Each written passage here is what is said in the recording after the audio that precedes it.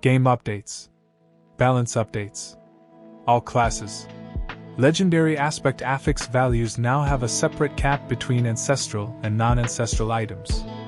Now, the maximum values for aspects can only be found on ancestral items. Developers note previously, max rolls of aspects could be found much earlier on. This made the transition into ancestral items less exciting, as your aspects could already be maxed out before you entered Torment difficulty. Now there's more noticeable item progression as you move through Torment difficulties. Runewords. Magic Runes of Ritual. CIR. Cast same non-channeled skill 3 times. Offering gained increased from 25 to 50. Sem Evade. Offering gained increased from 50 to 75. Moni, cast after moving. Offering gained increased from 10 to 25. Interval increased from 0.2s to 0.25s. Yak's Use Healing Potion. From 100 to 200. Rare Runes of Ritual. NOC, Hard CC Enemy. Offering gained increased from 5 to 10. Neo, deal damage and take none for 5 seconds. Time needed to not get hit reduced from 5 seconds to 2 seconds. Offering gained reduced from 300 to 200. POC, every 5% resource spent. Offering gained increased from 2 to 5. Runes of Invocation. Vex, +3 to all skills. Duration increased from 5 to 7s. Zan, critical overpower. Offering requirement reduced from 900 to 800. Gar, gain critical strike chance up to 10 stacks. Zal, max HP. Duration increased from 4s to SIXS. Qua, movement speed up to 5 stacks. Movement speed increased from 6% to 7% per stack. Tech Earthquake. Rune version damage increased from 82% to 280%.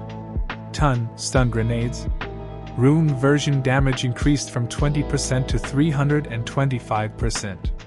Ton, meteorites. Offering requirement reduced from 25 to 20. Rune version damage increased from 50% to 216%. Tal, pestilent swarm.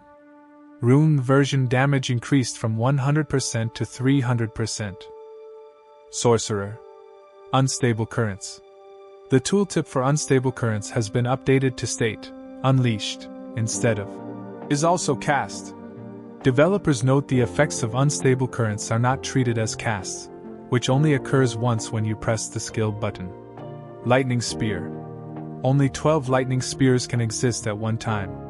Any new ones created will destroy the oldest one. Passives. Enlightenment. No longer gains stacks from automatic casts, and can only occur every 0.2 seconds. Legendary Aspects. Aspect of Splintering Energy. Tooltip now properly conveys critical damage scaling. The effect can now only happen every 0.2 seconds but will deal extra damage for each trigger missed while on cooldown. Aspect of Elemental Constellation. Damage increased to 50 to 1050%, weapon damage from 50 to 70%. Unique items. The Oculus.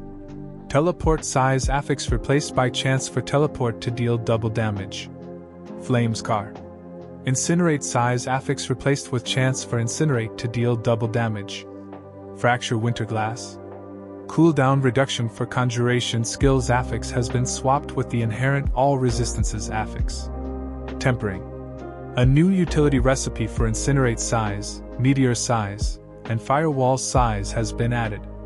A chance for Inferno to deal double damage tempering affix has been added to Pyromancy augments fiery.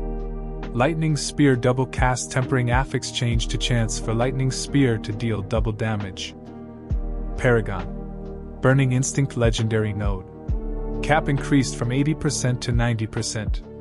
Now requires 30 intelligence for every 2% instead of 20. Infernal Hordes. Developers note, we made several changes to ensure Infernal Hordes remains a fun and rewarding activity. Our changes address not being able to target farm-specific unique items on a consistent basis, loot rewards feeling lackluster, and the process of opening chests feeling tedious.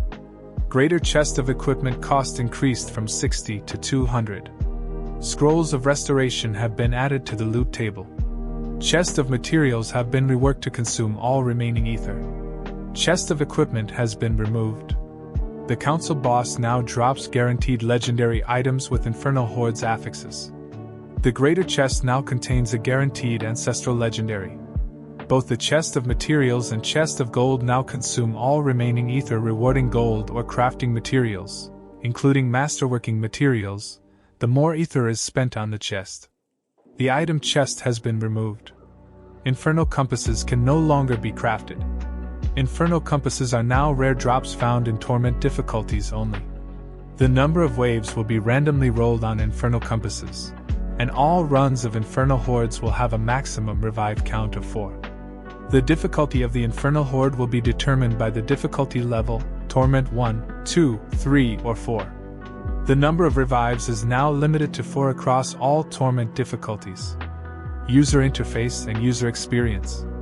A new key binding has been added to change from run to walk.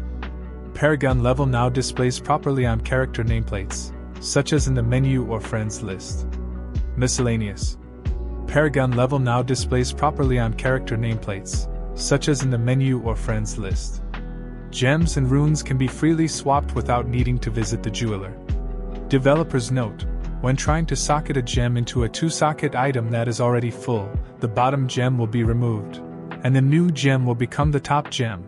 Think first in, first out. If you try to socket a gem into an item that has 1 or more runes in it, all runes are automatically removed. The opposite is also true when socketing runes into an item that contains gems. Additionally, unsocketing no longer costs gold to perform. The cache now requires 5 Forgotten Souls to craft.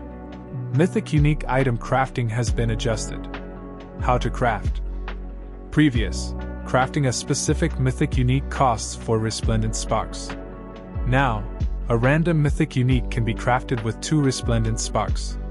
A specific Mythic Unique can be crafted with Resplendent Sparks plus a set of runes unique to each item. Where to craft. Previous, the Alchemist. Now the Blacksmith. Developers note, we've received requests for a reliable way to obtain a Mythic Unique during a season. This change fills that need. We've also created an avenue that allows you to target a specific Mythic Unique using runes, giving more flexibility and progressive chase in your pursuit of Mythic Unique items. Runes are now guaranteed to be dropped from the following sources. Boss encounters throughout the Vessel of Hatred campaign. Whisper caches. World bosses. First time reward for clearing a stronghold, magic runes only. Impairment reduction will no longer appear on items. Developers note, with the substantial increase to impairment reduction sources through Paragon, we found this was a good opportunity to improve the overall pool of affixes on gear by removing impairment reduction as a gear affix. Bug fixes.